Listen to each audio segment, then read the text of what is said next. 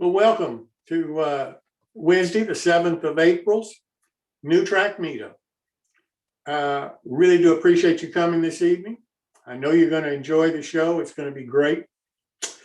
I want you to consider registering at our website, newtracksmodeling.com. If you're new to the show, we ask you to do this each time.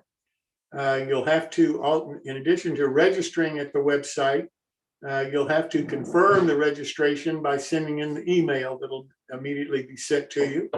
And once you're confirmed, then you'll get all of the notices for all of the future shows and events that New Tracks does. The build-along projects. Clark Cooney is doing the downtown deco build, and he's going to have the my build of that for the modelers who are following along with Clark on the 21st of April. And that'll be the next my build that we're going to have. And this will be only for those modelers that are building the downtown deco kit along with Clark Cooney. Bob Farquhar and Dale Rush of Blairline, they start their project on the 17th of April. And the my build for that project will be on May the 29th. So for the modelers that are building the kit with Bob, we hope that you'll come to the show May the 29th and show us the progress that you've made and how your kit's coming along. Gaylord Gill and Radney Bosner are doing a Bar Mills kit starting on April the 17th. This is the one kit. This is as close to scratch building as anything that we've tried. And I hope that you'll take a hard look at it and consider building it along with Gaylord and Randy. Their my build for the modelers that are building along with them is also going to start on May the 29th. Rick and Maureen Hunter are going to start building their 30-foot King Truss bridge on May the 22nd.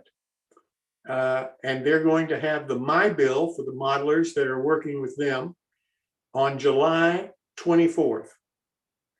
Then this fall, we're going to have Bill Davis building a Steve Millie's rail scale model kit sometime in September. That starts. And Martin Breckbill, MMR, is building a Leadville Designs kit, also starting in September or sometime maybe the 1st of October. And we have something new to announce tonight, thanks to one of the participants' ideas. Clark Cooney is going to build an in-scale T-track module with a Bar Mills structure on it. And at the same time, Greg Cassidy is going to build the same structure in a diorama for HO scale. And at the same time, Bob Farquhar is going to build the same Bar Mill structure in a diorama in S scale. And Phil Edhorst is going to build the same Bar Mill structure in O scale in a diorama. So we will have the same structure being built by 4 separate modelers in N, HO, S, and O. And I think that this is a wonderful idea that Phil Edhorst came up with. And we think that you're really going to enjoy seeing the difference in the size of the structures and maybe how the modelers are building them. The next my build that we're having is going to be Clark Cooney downtown deco modelers on April the 21st. So everybody that's building the downtown deco kit with Clark, we look forward to seeing your models and seeing what you've accomplished on April the 21st. On May the 29th, as I indicated, Bob Farquhar's modelers and Gaylord Gill's modelers are both going to have an opportunity to show their products and what they've accomplished by the build-alongs that they've had. And again, we hope that you're really going to do that. Bar Mills, by the way, is giving a $25 credit to one of the people that show their models during that May 29th of his kit on a future purchase. And we thank Bar Mills for doing that for us. Rick and Maureen Hunter, their My Build is going to be in July the 24th, for the people that are building along with Rick and Maureen on their 30-foot King Truss Bridge. So with that said, that's all the announcements that I have. I'd like to turn it over to Paul Thompson for his quick tip of the evening. Paul? Great, thanks, Jim. Let me just start screen share here. Okie dokie. Now, is that up now? Oh, Oh, No. Oh. Let's try it in this one. Is that up now? it's coming. It's coming. There you go. We got There we clips. go. Okay. Yes. Tonight's tip is something that I use to solve this kind of a problem. Normally speaking, I have a couple of alligator clips that I temporarily put to track to get power. And there are tons of reasons why we temporarily need power to track. And this is one way of doing it. The other method that I was going to actually show, and I thought maybe I better not, was be to actually sort of slip bare wires under the end. And I don't like that at all. But I found a nifty little solution at one of the hobby shops. And that's these rail joiners with leads already soldered on. And it's ideal for just temporarily putting things together if you need power, which I do every now and again when I'm testing a locomotive or, trying out sound or DCC. So that said, I think you could actually make these if you were to jury rig a couple of rail joiners. But for what this cost me at, I think these were $2 or $3 at a show. It just makes sense to go with something like this, and it makes it neat, quick, and you can carry this in a toolbox if you need to do it. And that's my tip for the evening, guys. Thanks very much. thank you, Paul. I really do appreciate it. It's amazing to me how many people are watching the tips that you give, because you're getting an awful lot of views on the show, and I'm really pleased that that's happening. And I thank you so very much for coming up with this idea and offering to do it. Well, I'm glad everybody's actually getting some use out of it, because some of my ideas I kind of think now and again are way off base. But hey, if they solve a problem, all the better. Absolutely. Absolutely. Well, now I'd like to turn it over to Al Collins of Ultimation. Al, thank you so much for being here this evening. I look forward to your discussion. Hello. Wait a Hello. minute. Hello. Hey, there I am. I had to unmute myself.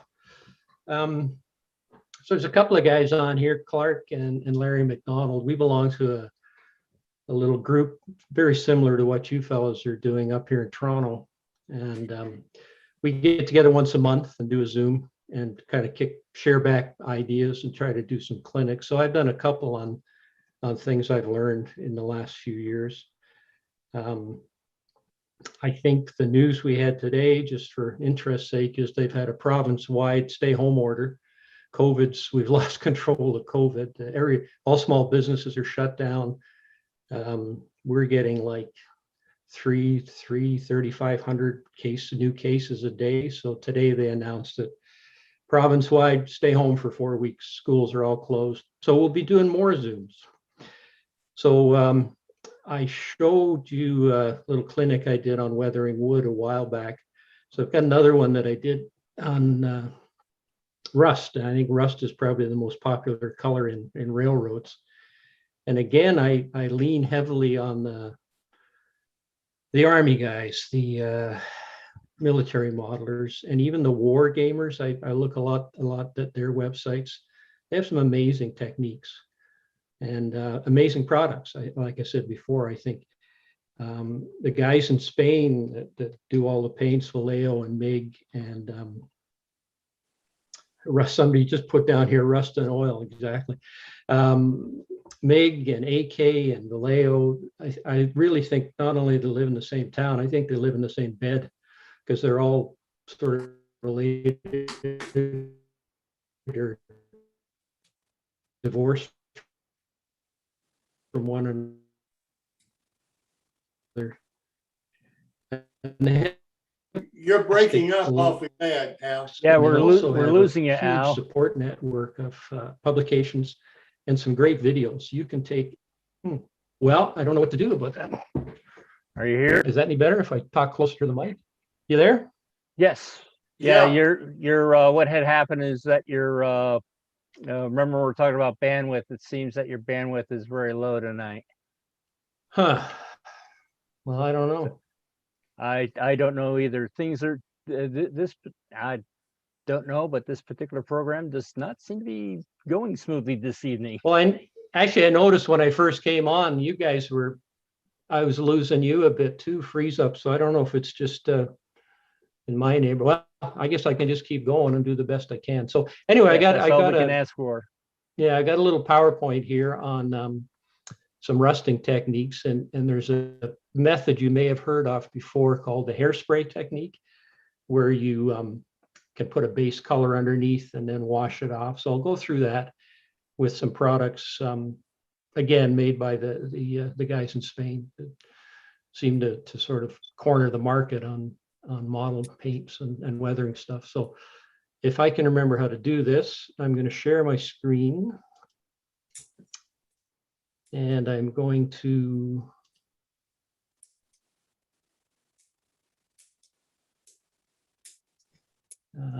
put that up like that. Is that up? And I'm going to go share. No, it looks like we lost you again now. Come on. Share. Not sharing either. Al, can I suggest you mute your video?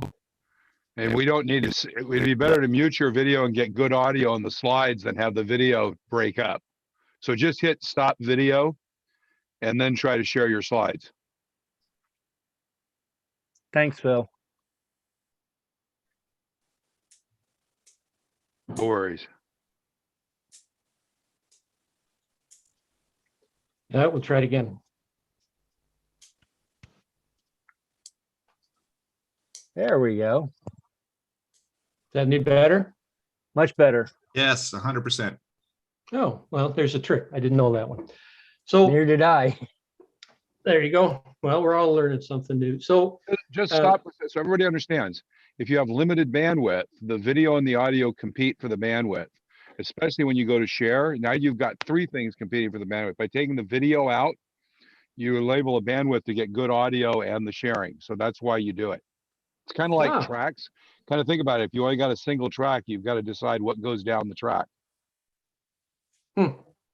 Okay, I just wrote that down. All right, so rusting effects, like I say, rust and oil, most common colors in model railroading. So let's go through these.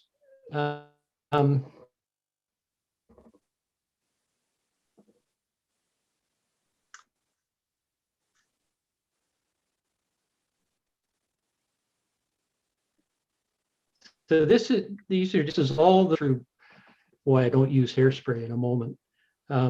It's a little challenging to do this at first.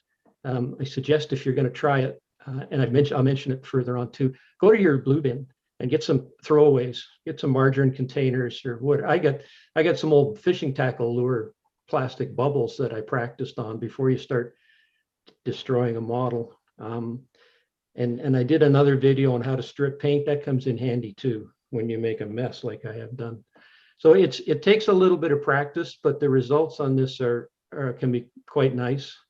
And once you've done it a few times, it's a matter of getting the right consistency of the paints and the right thickness of the chipping fluids. But it is rewarding when you're done. This is at the bottom of this page. You can see there's a website.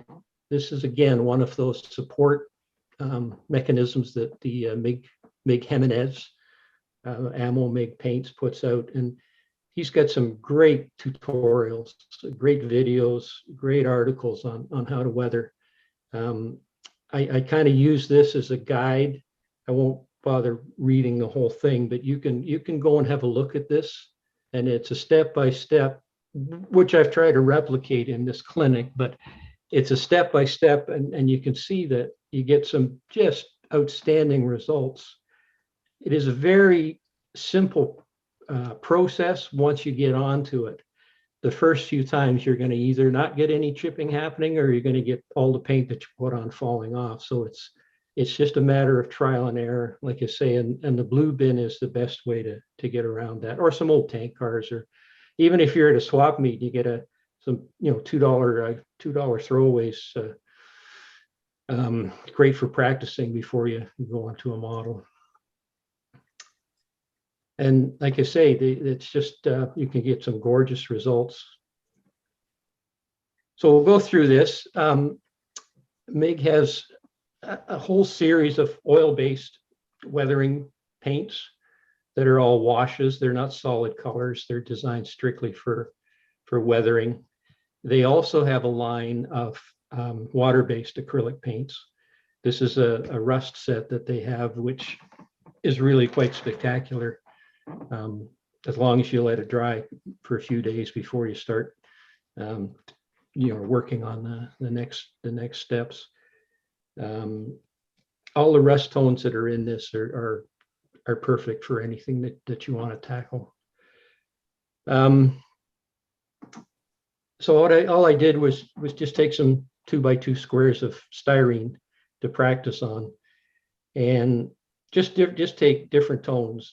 Rust in nature, the lighter rust is the newer rust. So if you just try to follow what happens in nature when you're practicing this, just do some darker, then some medium, then some light, and just random, just whatever you feel like. This is a really neat trick, this sponge effect. It doesn't have to be for rust. It can be for any type of modeling you want to do. And a roll of paper towel is your best friend. So just take some color, and you can see from the right-hand picture that you just dab it on till you get the one that's got the black circle around it, which looks like little bits of rust. And you can add that to the surface. And the bottom line is the most important line there. Do things slowly. It's hard to take it off, but it's easy to add a little more. And you can just dab it on. It gets that effect. Again, dark to light. This is starting to look like modern art, but potential rust layers. And it doesn't have to be rust. As I say at the bottom there, you can be doing a mud. Larry and I were talking the other night about some of the old locomotives, and the reason they called the K27s and K36s and so on were mud hens is because with all the outside counterweights on the drivers, they slung mud all over the place. So if you really want to get into some serious weathering, you can dab on little bits of mud. So before you start doing your chipping, just take a real dilute mixture, like 90% thinner, 10% paint, of the average color. This just ties it all together, makes everything a little softer than jagged edges. Right.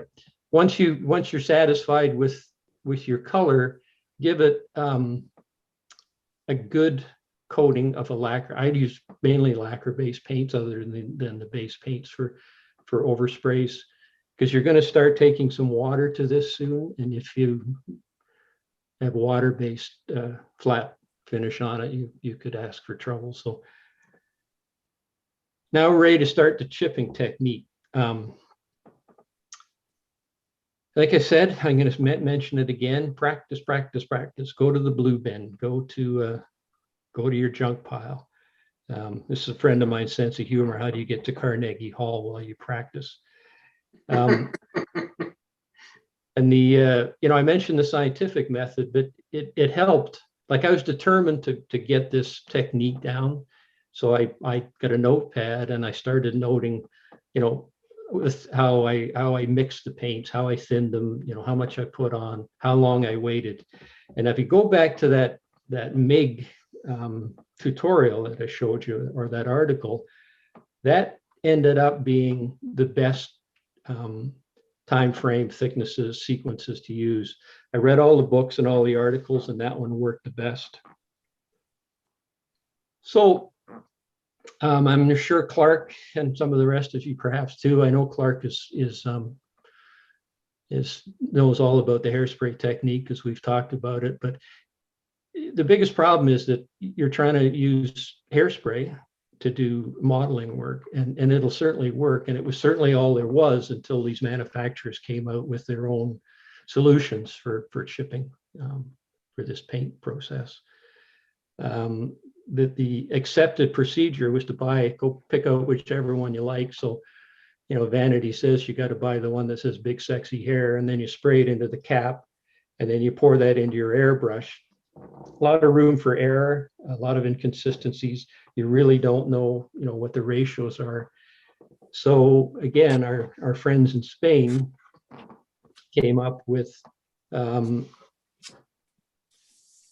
much more accurate, I guess, solution, a better, more precise solution. And they'd have it. There's two manufacturers, and AK and MIG used to be partners, and then they had a falling out, and AK's wife went somewhere else. So they each have their own company, and they make exactly the same things. They just have a different label on them. You know, as I mentioned here, they are more expensive, but you know, it's a hobby. It's not going to break the bank. Personally, the heavy chipping is for if you want great big chunks of stuff to come off, or the worn effects is much more subtle, like some of the pictures I showed at the beginning, some of the models. I've had the best luck with that one for whatever reason. And what else we got here? Now, here's an embarrassing thing. I got this article, and I can't remember where I got it. I took a picture out of a magazine or an article somewhere. It basically, I would go through this afterwards. You can look on it on YouTube. And it explains that the drying time of the chipping fluid is important, because if you let it dry too long and you try to soften it, it doesn't work. And if you don't let it dry long enough, as soon as you put some water to it, the whole top coat of paint comes off. And the other important point is the thickness of the last coat of paint. What you're going to do is you're going to penetrate that last coat of paint with the water, so it moistens the layer underneath and allows you to peel a little bit of the top coat off to get that chipping or that rust effect. I guess you start forgetting things when you get a little older. So I'll go through this step by step. So here's our little samples, and we've got the clear flat finish, and it's nice and dry. We pie a thin coat of that chipping fluid. And again, I refer back to that step by step. Let it dry for about 10 minutes. Basically, you just want it dry to the touch. You don't want it to get too dry because it won't work. So just past the tacky stage, just dry to the touch. Then you apply a top coat of paint. So this is the yellow top coat that I've put over the rust and the chipping fluid. And you can play a little bit with the thickness of the paint or the viscosity of the paint by thinning it on different samples till you get what you like. And let that sit for about 40 minutes, 35 or 40 minutes. Now, here's the trick. You want to be able to hit the stop button. So now you're simply going to take a brush. This is a number 6 brush, because I don't like to have way too much stuff coming off, and just gently brush over the yellow top coat. As soon, if you look in the left-hand picture, you can see that it's starting to come off. Well, now you want to be very careful, very slow. If you keep going too much, you're going to peel it all off. So you can stop for a few seconds, then try it again. And then you can see that by varying the time, the amount of water, and the amount of time that you work the top coat, you can get different amounts of rust showing through, if you like, as on the left. So with a little bit of practice and a little bit of scrap, you can get some pretty nice effects. The streaks that are done on these are done with oil brushers, and I know Greg's been trying them out, and perhaps some others that I haven't talked to have too. And I know Clark was interested in getting some, but the hobby shop, of course, now is locked down, so we'd have to go back to mail order. That's how you get these little streaking effects. So the bottom left corner is an old crane in a friend of mine's backyard. And I mean, it's not 100%, but it's close to replicating that. So a little bit of a plug for another military modelers, MIG ammo stuff. These are oil brushers, and basically it is a much better approach to using oil paints for weathering models. Oil paints for years have been used in weathering any kind of models. The problem is that they take days to dry. This comes in a very handy little tube. You turn it upside down, it doesn't spill. You don't have tubes of oil to squeeze out. It's pre-thin. It comes to the optimum consistency, and it dries probably within half an hour. It can be worked in that period of time, and you can see on the left-hand side in the background, there's just some little tiny streaks. I just happen to like rust, but it could be mud, it can be lime, it can be something coming out of a steam dome, it can anything. And you just work it with mineral spirits. The beauty of it all being mineral spirits, that mineral spirits doesn't attack lacquer-based paints or water-based paint or dry, then you can play with it with the mineral spirits. There's a couple of articles called the oil dot technique, where, as you can see almost in the center stage there, you just put a dot, let it dry for a few minutes, and then you can drag it down with a little brush. I use tiny brushes. I don't even use the brush that come in the oil brushers. I use smaller brushes. And then you can just some mineral spirits, and you can let it dry for 5-10 minutes. And then with some mineral spirits, you can make those streaks. You can work them to whatever you want. Don't get carried away. If you put too much thinner on, you'll wipe them right off. Or if you screw it up, you can wipe it right off.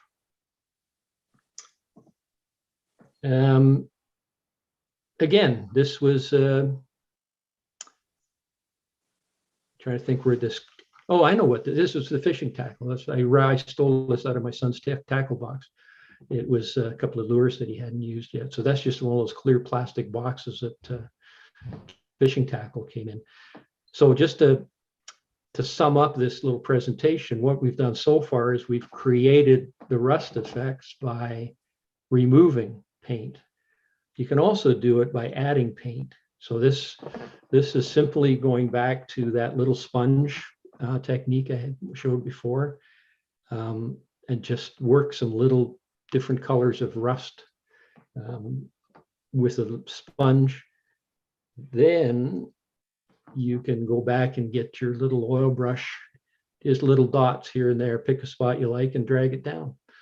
You can rust streak with the oil brushers. And a wise man once said, the note at the bottom here, the first time I tried this, I'd never done it before. So, so here's the finished project.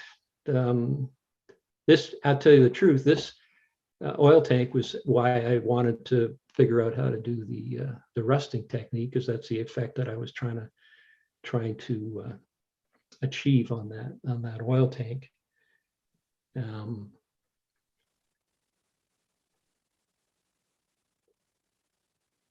There.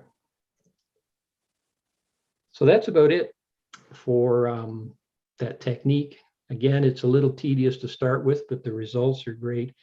And I think if we go to Shop Talk, the biggest, one of the best tools that you can use is go find something rusty And I think you can see that some of the things that I've tried to duplicate are actually real. Not that, I don't know how to do that one.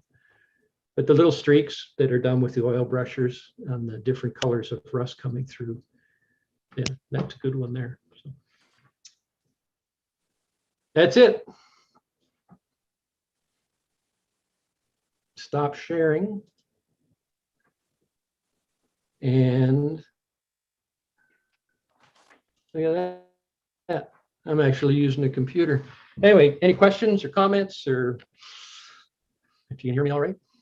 I think it was great, Al. Thank you so very much for doing this for us. It's really a great technique. I never saw that done before. Hey, Al, it's Clark. When you were doing the taking off the applying the water and taking off the surface paint, did you ever go and blot it or just let it sort of do its thing? No, because what happens, Clark, is that you've got that top layer. It's just sitting Yeah. there. Yeah. There. Okay. And the waters, and that's why that whole piece is going to come right off. Just got to be patient to stop for a minute or move over a little bit. Trust me, the first couple of times you do it, you're going to end up throwing something against the wall. So, Well, Al, this is Greg. Thank you so much for explaining why so many times when I've used chipping fluid, it hasn't worked the way I expected. I've let it dry and make much too long. You know, I think I probably let it dry overnight sometimes. no, I think well, not the unfortunate thing. The tricky thing is that you get three things going with you or against you that you have to sort of work around. You got time, as you said.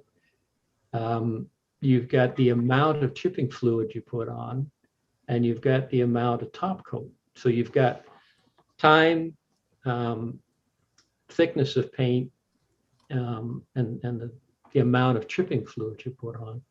And I've read several different articles, and they're all different. And you know, like I said, there's a box of scrap here. So, but that I'll go back to that one article, that step by step article. Al, you're breaking up awfully bad. Pretty much works. Well, what can I do? Well, maybe if I get there, now you can just listen to me. You don't have to look at me. Must be something in the air tonight because we've never had this problem before. Yeah, I know. Al, there's everybody's a lot locked down in your neighborhood and they're all on internet tonight. You know, That's right. that's probably what it is. Yeah, everybody's. I was asking Ed about explain bandwidth to me, and he talked about rivers and creeks. Well, I guess tonight everybody's out swimming in the river or something, messing up the bandwidth. Well, Al, thanks so very much for doing this for us. We really do appreciate it, and look forward to seeing you soon again. Okay, you're welcome. Well, next I'd like to turn it over to our featured modeler tonight, Henry Fahrenheit of Creative Trains. Henry, I really do thank you so much for being here this evening. I'm looking forward to this, and I will turn it over to you, sir. Well, thank you. And I've been doing this for about 3 years now. I got into it totally by accident, and it's kind of going further than I thought it would. And so far, the direction it's going is good, and let's just hope it keeps going that way. So I'd like to give you a little slideshow to give you an example of what's going on, and at the same time give you a little history about myself. I was originally born in Mexico, and when I was 10, my parents moved to Canada. So being poor and everything, I had to go after school. I had to bike to a welding shop and do little odds and ends to help pay the bills, and that helped me with the welding that I do now these days. So I'd like to go and do the screen share and give you guys my presentation.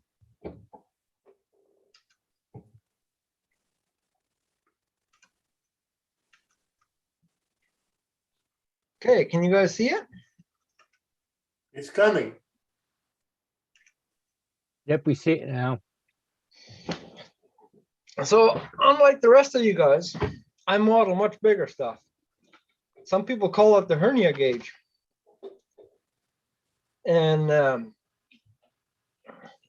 it's expensive, it's heavy, but we do have a lot more options available for actually riding the train and so on. So I already gave you a little bit of my background. And originally, when I first got older, I got recruited to my father-in-law, and I ended up doing concrete. So back in 1998, I started doing concrete, and I figured that was going to be my main trade. And I ended up there for 18 years until I started going back to when I was a kid. We had a toy show, and there was a local farmer. He made an auger that really moved grain, and I was fascinated by, I believe it was HO. I was fascinated by the actual working toys, and I wanted to build farm toys, but it didn't really happen. I ended up in construction. So that was a long time that I just totally left it behind. And I've owned my own company since 2003. So from 2003 until currently, I still own the decorative concrete company. But when I was out working on a job, I saw the guy had some stuff laying around, which I figured would make good tank cars. My brother-in-law introduced me into the 1/8 scale, and I saw what they were building, and I'm like, wow, I can do better than that. And then when I was at my job and I saw these tanks laying there, I'm like, pretty good tank cars. So I hauled them off home, and I did my research, and that's how I got going on trains. So about the spring of 2018, I started with my first building project, and it's gone from there. So Hey, Henry, yes, quick question. Can you go over to slideshow on the top of your screen?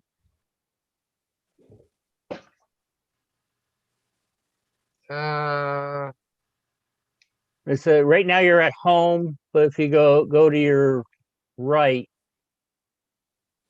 you got insert, design, transitions, animations, and slideshow.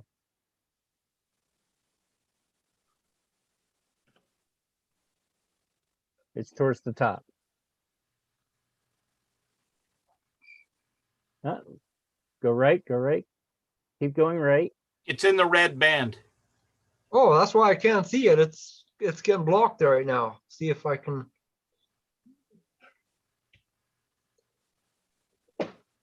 If you can't see that one, go right down to the bottom of your screen to the right, Yep. and you'll see a little, you should see a little, looks like a screen for a movie show. Just click on that. Keep going. Keep going. That one. Right there. Yep. There. There you go. There we go. Okay, so you guys are all aware of the different scales and gauges and stuff. And 1/8 scale is the main thing what the hobby's known for. But if you take a real railroad and divide it by 8, you come up with 7 1/16 for the gauge. Well, in the whole eastern part of North America and the rest of the world, they went with 7 1/4 gauge, whereas the western part of Canada and in the US, they went with 7 1/2 inch gauge. So that's why we have two scales, 1.5 inch and 1.6 inch. And some guys even build their locomotives just a tad bigger than that, just to fit the gas engines and stuff in. But the main scale right now that I've done most of my cars in is the 1.6 inch scale. But as far as that goes, I can build stuff anywhere from 1 inch scale up to 3 inch scale. I just finished doing a locomotive shell in a 3 inch scale. And but the main thing is the 1.6 inch scale for the 7.5 inch gauge. Now, as you can see, if you go with the 1 inch scale, it's kind of hard to ride the equipment because you're so big and yet your seat and everything is so narrow. So the one size bigger is the 1.5, 1.6 inch. It's much more comfortable. You can actually fit into the cars and enjoy the rides. And there's a lot more stuff available in the 1.5, 1.6 inch scale than there is in the 1 inch. Another popular scale is the 2.5 inch narrow gauge, which also rides on the 7.5 inch track. This scale, it's a lot of the cars are big enough you can comfortably sit in them. So the harder thing is, it's harder to transport the big equipment and it takes a lot more money, but it's definitely a more comfortable ride. Now, as far as the different powering units go, you can go all the way from the steam to the electric steam outline to the electric powered, which is either individual motors on each truck to power the axles, or more like a golf court. Have one central motor and then drive shafts. And the most popular one that guys seem to be going with is the gas powered one, because it's low maintenance. You just fill it up with gas and away you go. I'm currently building a Dash 9 for myself in the electric or the gas. I got an Eaton's 11 hydrostatic transmission, and I figure the thing weighs about 1,300 pounds basically now that I'm complete.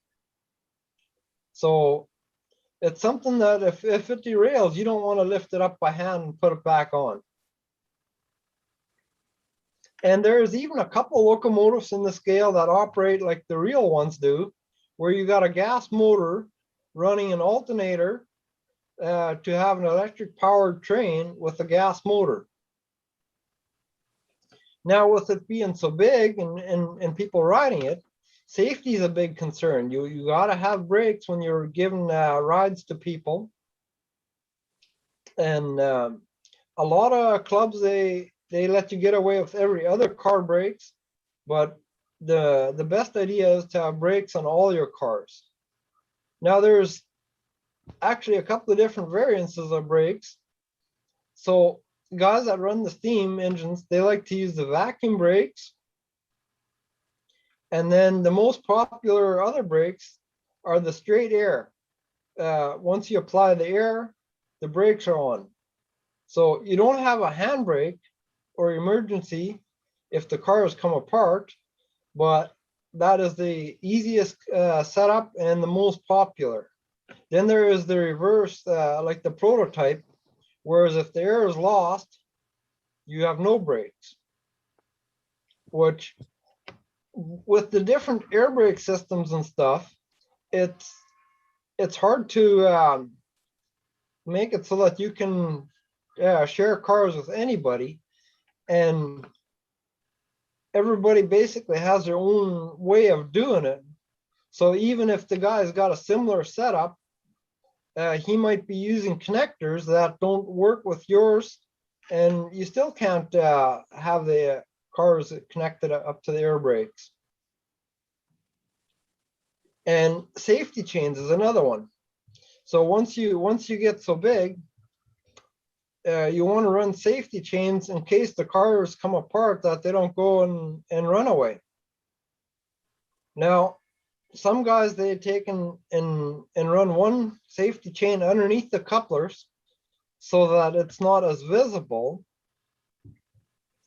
because they don't want to take away from the look, whereas most clubs require the 2 chains on each side. That way it's more secure.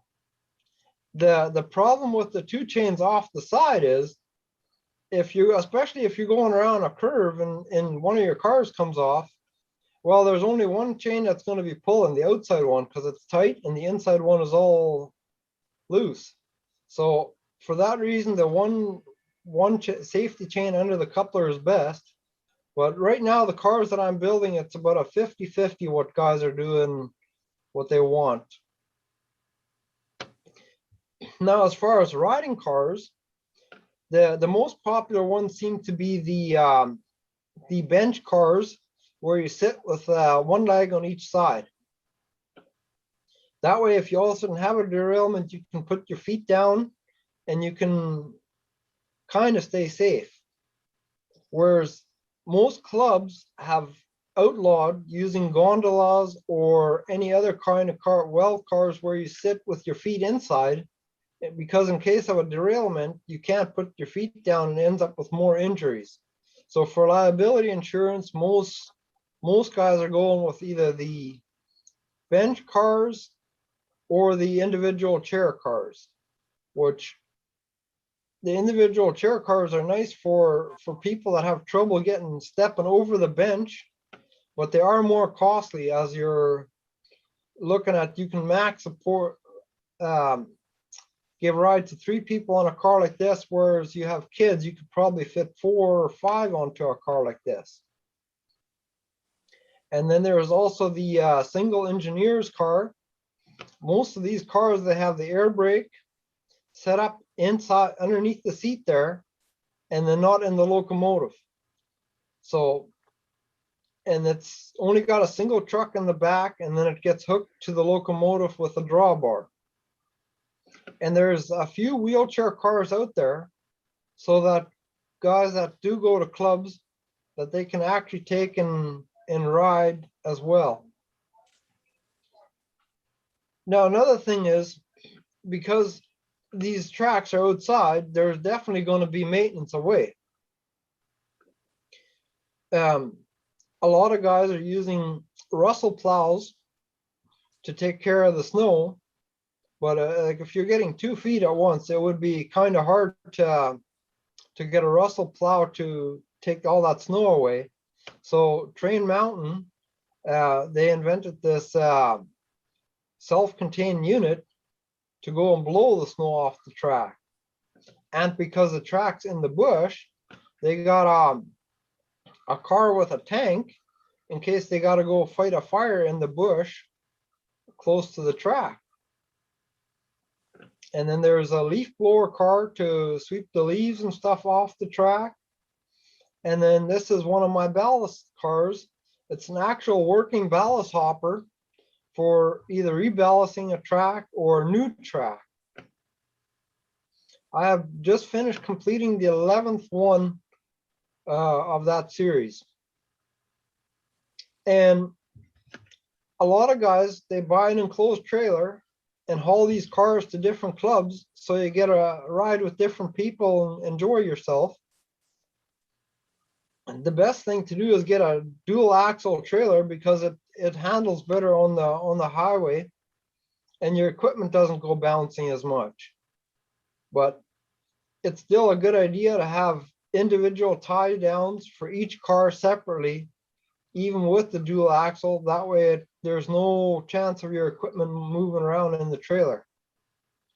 And then at the tracks, there's got to be a device for unloading your cars onto the track. And this is why the best thing to do is get a barn door back instead of a folding door, because if you have a folding door, you can't get close enough to the equipment to unload your cars. Now, as I said, derailments and stuff like that, they're getting harder with big vehicles like this. And some of these cars, they weigh up to 300-400 pounds. So you definitely want to take and be prepared to get it back onto the track. In this situation here, the guy had a heavy car on the back of the train, and all the center ones were light, and he was slowing down, and the back car managed to push the other ones off the track. Or another thing that we got to deal with the bigger scale is weather.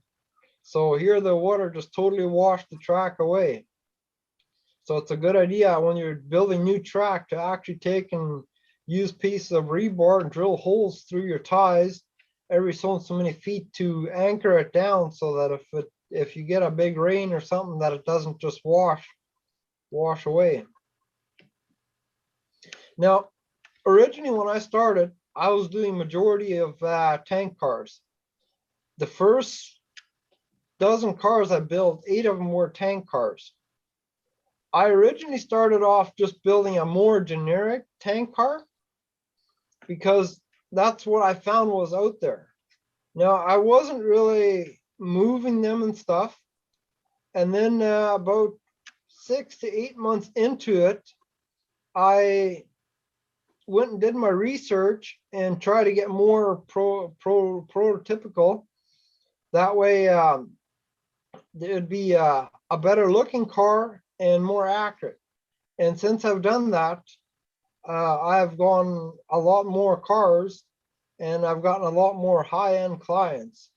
Like, there is basically the entry level, they buy cars that, as long as it looks like a rail car, it's good enough. And then when you get to the high end, it's basically rivet counters. So there's a fine line between getting to the rivet counters or just putting out a number of cars. And it's definitely worth your time to take and do the research and build it properly, because it will go. Now, the first year and a half, I took and I built something that I wanted to build, put it up on the market, sold it. In the first year and a half, I had 3 cars that were custom ordered. The rest were all just built on spec and then sold. And whereas this last year, all the cars that I've done are all custom order cars. I got one guy right now, he's got 7 of my cars, and I'm doing another 5 for him in the next couple of months. So that goes to show, once you take and follow that level of detail, that repeat customers, they're the best, and they kind of know what to expect from you, and at the same time, you kind of know what's coming with them. Now, the one drawback about this bigger scale is cost. There's a lot of guys that are window shopping and want to get into this, but they don't take and have a serious enough bank account to get there. I got one car that I built a year and a half ago, and I don't ship them until they're completely paid. And so I'm holding on to it, and it's taking up space, but it's been built a long time ago. Now, more lately, as you can see by the pictures, the cars that I built later, they're definitely looking a lot better. And as I'm getting better tools and better design stuff, I can definitely make more realistic cars, and that's what's helping my sales. Now, here's the shelf for that locomotive that I was telling you about, that 3-inch scale GE50 hood. And that was actually a little bit of a tricky project. The customer had taken the blueprint and didn't know how to scale it properly. So what he built, the base, it actually came to 3.1 inch per foot instead of the even 3 inch per foot. But this is one of the things that I just built, and as soon as it had primer, I shipped it to him, and then he's gonna take and complete it himself. Like that's, most of these things are, I've done all the decals and everything. And it's nice because that way you get to see the complete unit. But I also do offer to do them just in primer only. That way the customer can finish them the way they want to. And with the bigger scale, I started offering some accessories. There's a lot of guys with trailers on their trains, and there was only one hitch on the market, and it wasn't a folding hitch. It was just a solid standing hitch, and it was big and bulky. I went and did some research on the proper design and everything, and I've taken and sold 5 of these in the last 3 months to guys that already have trailers. So just going out there and seeing what is already out there and trying to improve that, or offering something more unique, is definitely helping. And another thing is number boards. A lot of the locomotives that didn't have light up number boards, they just had generic plastic pieces in there with the numbers attached to them. Whereas I've made 12 sets in the last 4 months with all LEDs in there and light up. So they have option to that. And a lot of the little accessories, like the triple valves and the air tanks and stuff, I've designed and 3D printed them. So, and I sell the parts separately. So anybody who's got an existing car who wants to add the details, they can take and get the details and add them themselves. And block detection is another one. I've done a lot of hoods. It's not that I do the whole stand only. I got a couple of different clubs that I'm just doing the hoods for. They have their own lights and their own setup, what they put in there. And here's a 3-inch scale brake wheel for the DWG narrow gauge. All the customer had to go by was a photo, and he was looking at getting them casted out of aluminum.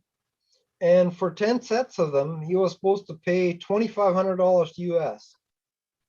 Whereas me drawing them up in CAD and getting them cut out of steel, I could get him his 10 sets for $160 US.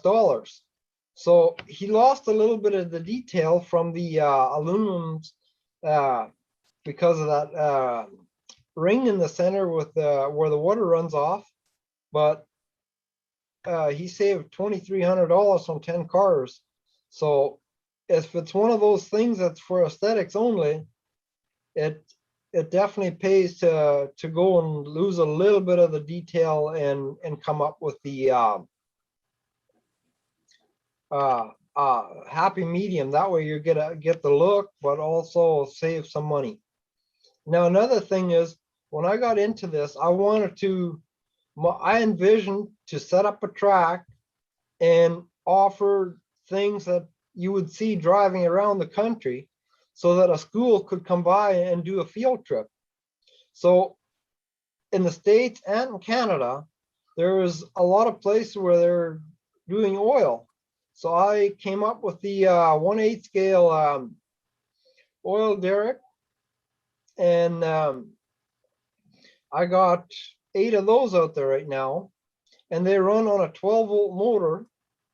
So this one guy, he's got his hooked up to a sensor. When the train drives by, they'll go for 1 minute. So that's enough for when the train drives by, and then they stop again until the train makes a loop and comes back around. Another accessory is the EOT, end of train device. I saw there was one other one on the market, but the scale of that one wasn't very close. And so I took and did the math, came up with a closer scale. This is about 95% to scale. and it works with a 9-volt battery, and I got probably 50 of those out there in the last 2 years. So offering the little accessories on the side is definitely a nice way of going. Now, the one area that I need a little bit of help in is paint. I've looked at rail fonts and downloaded their color chart, but a lot of these colors, because the chart is so old, the color codes don't match to modern day paint.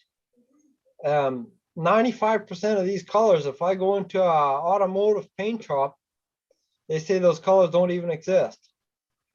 What I have been doing for some of the more specialty models is I've been going by an HO scale and try to get the paint match to that.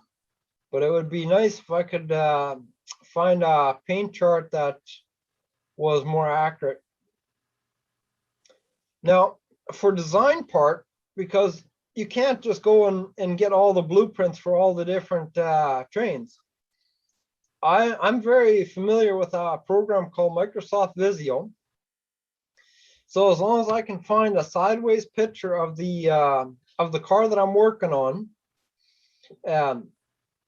I can take, and with a few measurements and a few pictures, I have come up with plans for all the cars that I've built so far. And here's a narrow gauge for the Newfoundland Railway that I'm doing a drawing for somebody. And in the future, he wants to get the locomotive built for 1-inch scale, or 1.5-inch scale, 1-inch gauge. So it's like a narrow gauge. But for now, we're just working on the blueprints, and he's gonna take and save up some money before he gets into the hobby. But with just a couple of nice pictures and a little bit of measurements, I've come up with my design so far. Now, a lot of cars they use 16 and 18 gauge, and here's a list of some of the common items that that get used in the scale. So I did an example. If you have a 5-foot flat car, with trucks, you're sitting at about 88 pounds. Now that's something that if it derails, you're gonna definitely wanna have 2 people there to put it back on the rails. And another thing is to transport it, you wanna move it as little by hand as you have to, because it's definitely heavy. And that box car that I had there earlier, that High Cube, that thing is about 240 pounds by the time it's got trucks and paint on. Now, the advantage about the bigger scale is it's a little easier to build buildings to scale, and also have them detailed quite a bit. The harder part is, it's like if you go 1/12, you can find a lot of dollhouse stuff on the market, but at 1/8 scale, it's a little hard. A lot of it is custom made or used from another place. I did a couple of cars for a guy in Washington. His name is Wayne Zimmerman, and he spends time to do all the buildings around his railroad. If you look at the bottom center picture, that's a meat cutter place. Like, everything is there as it should be, and that's a 1/8 scale building. It's probably 30-inch by 30-inch, complete with LEDs and everything. So, and there's a couple of different grain elevators here to the right, and then this bottom corner, there's a building just getting delivered to be put on a track. So you can definitely get some nice scenery going. And the latest things that I've been working on is, till now, if a guy wanted to have lights on a car that was in the middle of the train, he had to basically run a battery in every car that he wanted to have lights on.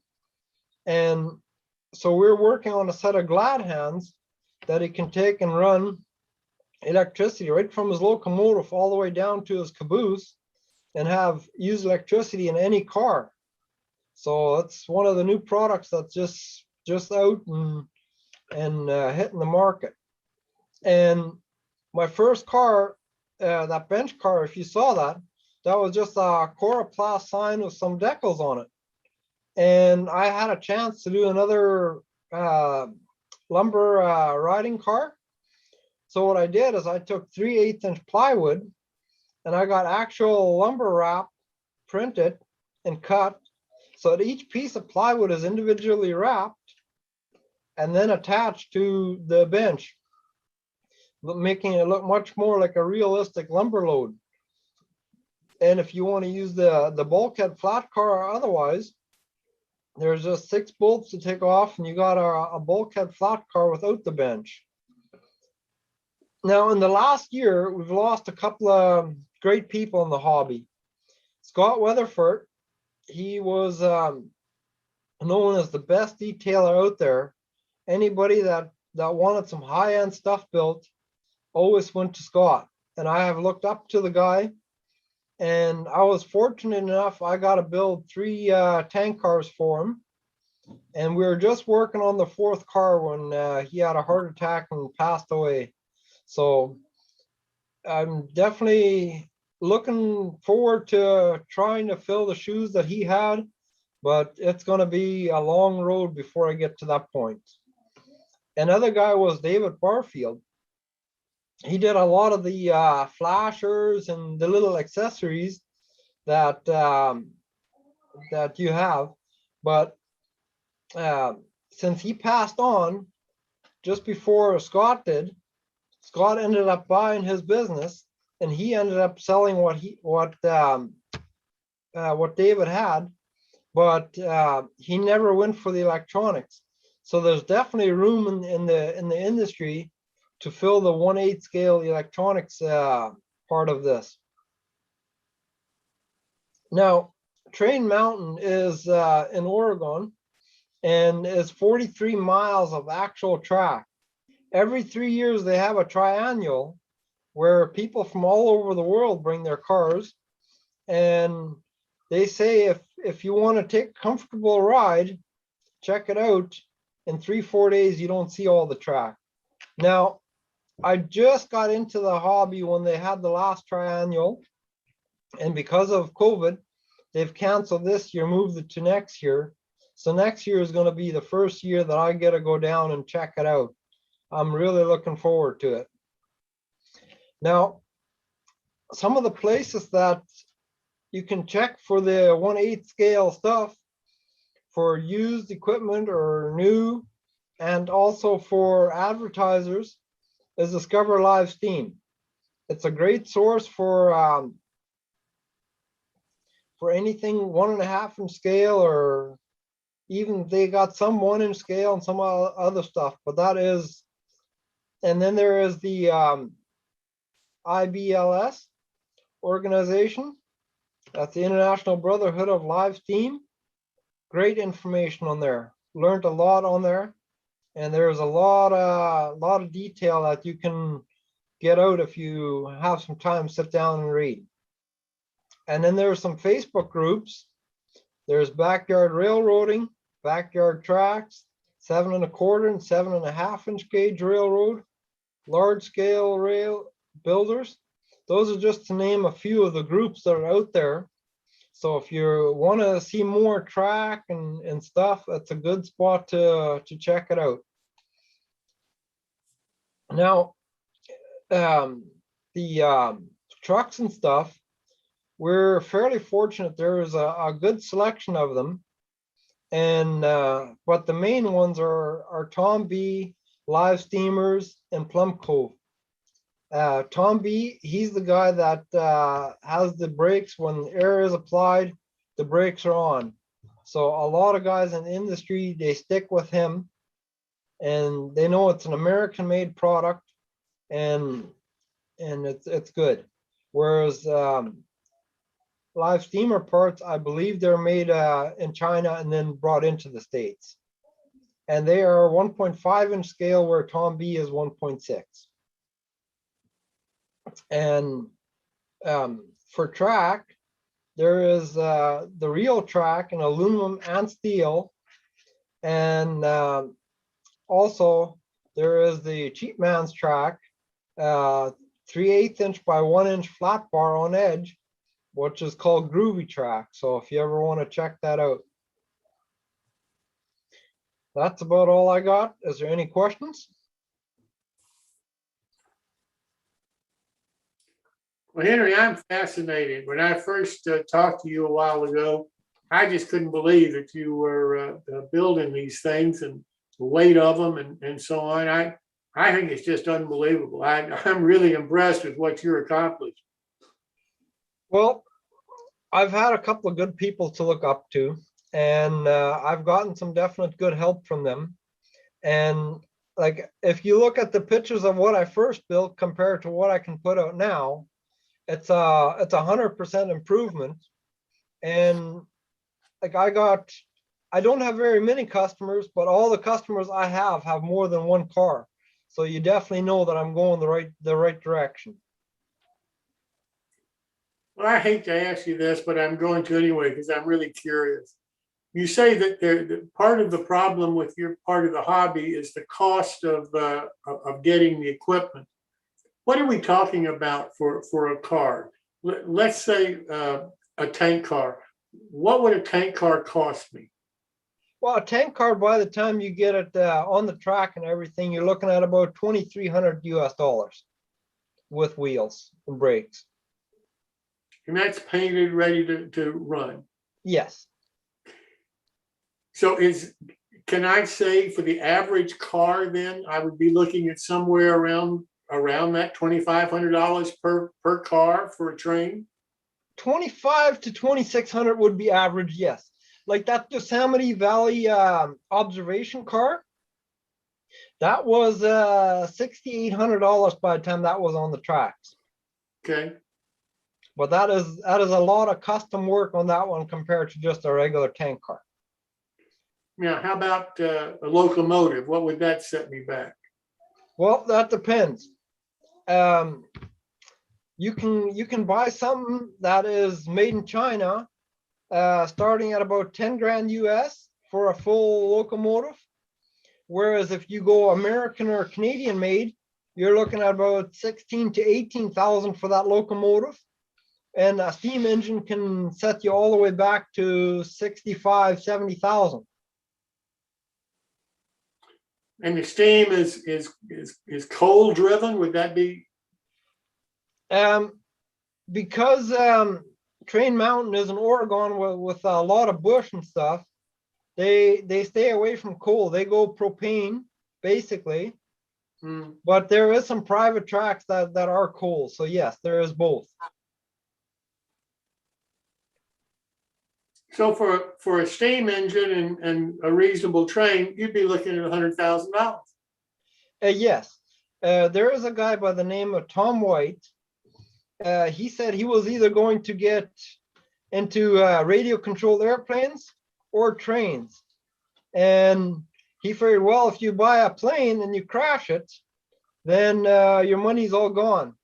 So he figured the safer bet was going to be trains. And he's about 225,000 in right now. Can you unshare your screen, please?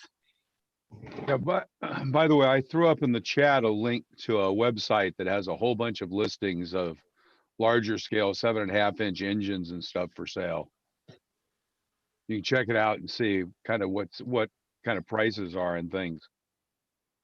Yeah, and that's a good place to check out because they have all sorts, and check it out often because the stuff seems to be changing on about a monthly basis with new stuff coming on the market. Yeah, Jim, one of the guys in the club I'm part of here in Pleasanton, he actually has an engine up at Train Mountain. And it's actually in containers. They have a set of containers. They put a bunch of containers in place that have tracks that go in them, and they store their stuff inside the containers when they leave. And so it's there when you come back. And yeah, it's pretty cool. What part of the country, where is this hobby really active? It's basically everywhere. Like if you go to that Discover Live Steam site, they have a list of tracks. Basically, every state has got one or two tracks. Most of them are private. There is some that are public, but most of them are private. Private or clubs? Exactly. Some of both. Like I know, I just finished doing 2 cars for a guy in Utah. He's got the largest private owned railroad in the States. He's got 10 miles of track at 7.5-inch gauge. What's it cost to lay track? I mean, I don't know how you measure what that'd be, but how do you figure cost to lay track? It depends on what you're going for. Like if you have a flat ground to start with, then basically you can get away with just excavating a little bit of your topsoil, putting a base down and put your track down. So you can figure about $8.50 a linear foot. Whereas if you're all in hills and stuff, then you got to consider bridges or a lot of infill and stuff, and that can really add to your cost. Right, right. Are there companies that do that? I mean, do they specialize in that kind of work? Yes, there is Steve Toon. I just forget what company he's with. He just finished doing 1.25 miles of track in Nevada somewhere, a private track. I'll be darned. Huh. You mentioned the electronics part and the opportunities available for somebody to come in and do the electronics part. What electronics are you talking about? I'm talking about specialty circuit, like the ditch lights that they alternately flash. Like David Barfield was one of the ones that had it, and 2 other suppliers. And one of the other suppliers is no longer with us. He's passed on too. And the other guy just had too many issues with it and walked away from it. So there's like the ditch light circuits. There is Mars lights. There is just all sorts of little extras to add to the locomotive to upgrades. What's the normal voltage for the locomotives for these circuits? Well, a lot of the electric locomotives, they run either on 24 or 36 volt, but since there's a lot of gas out there, then all the circuits are basically at 12 volts. That way they can run them on any locomotive, and then they just do a step down from the 24 volt. Henry, did I see you live in Winkler, Manitoba? Yes. That's too bad. Being born in the Peg and having family in Stonewall, I know it. Did you know the guys who had the Assiniboine Valley? I was actually there. That was the first time I got onto this train and had a ride. Right. Bill. I forgot his name myself, but he's passed away now. Yes, and his son took it over. And like when Bill had it, he had lots of Christmas lights and stuff out, and that's all gone. Yeah. It is very much a different place now that Bill is not gone. Bill Taylor, that's it. Taylor, that's it. Yep. Yeah, there's also in the northeast corner, no, northwest. There's another one, the Manitoba Live Steam Club. They got a track up there where they got 1,000 feet. Yeah. The other big group. It's in just outside of Grand Rapids, Michigan. And they have about 12 miles of track, and they do operating sessions. And if you call them, they put you through about a 6 hour, anybody can go. They put you through about a 6 hour orientation because they want to operate the layout like a real railroad. And they have room for parking and camping. And if not, you can get a hotel close by. But they're really a great group. And they do it about 4 times a year. Now, of course, with COVID, probably not so much. But when it opens up, because that would be a lot closer to you guys rather than going out to Oregon. Yeah, there's also a guy in Minot, which is only about 3.5 hours from me. Yeah. He's setting up a club there, but he, as far as I know, he's just starting with this track laying. Ah, okay.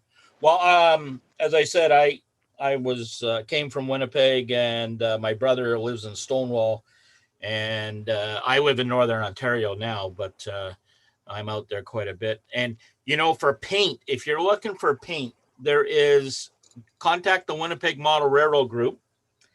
There's a guy named John Morris, and he knows more about paint than anybody else, probably in Canada.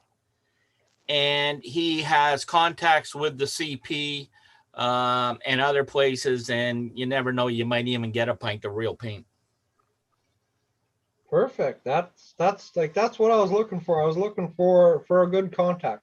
Yeah. Now, the one thing that I gotta say is, you know, in real railroad, you see all the cars are either rusty or something, or oil drips on them. Whereas in this scale, guys love their shiny clear coat, as if they came out the factory. Yeah, that's too bad because it doesn't look real.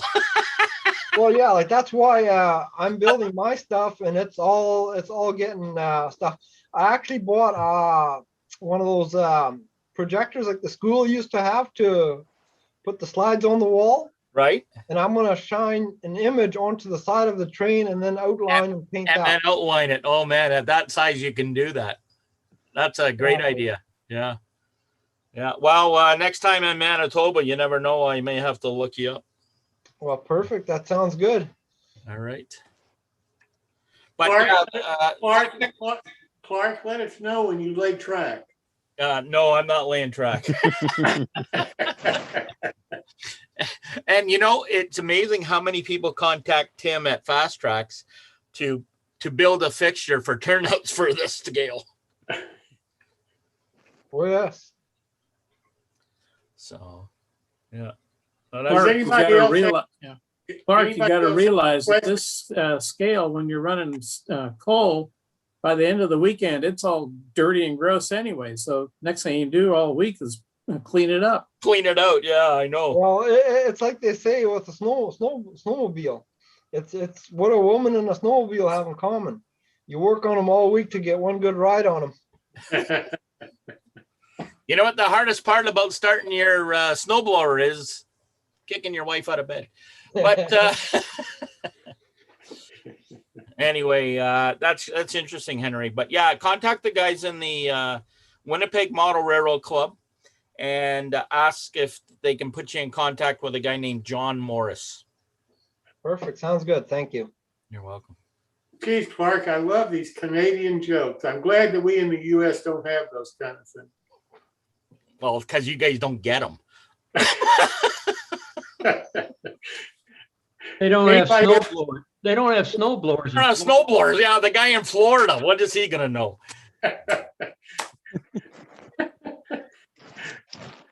Anybody Henry, else do you have a questions good for him? auto paint store that can do custom blends? Yes, we got a store right here in Winkler, and they're really good with color matches. It's just, for me, it's easier if I can have a paint code to bring him than if I gotta go and try to find, and like, you know, different brands of trains don't have the proper color. So it's always, okay, which brand do you buy that's gonna be the closest to the realistic? Yeah, I think rather than running with a paint coat, if you can actually get a color to match off of. Anybody else have any questions for Henry?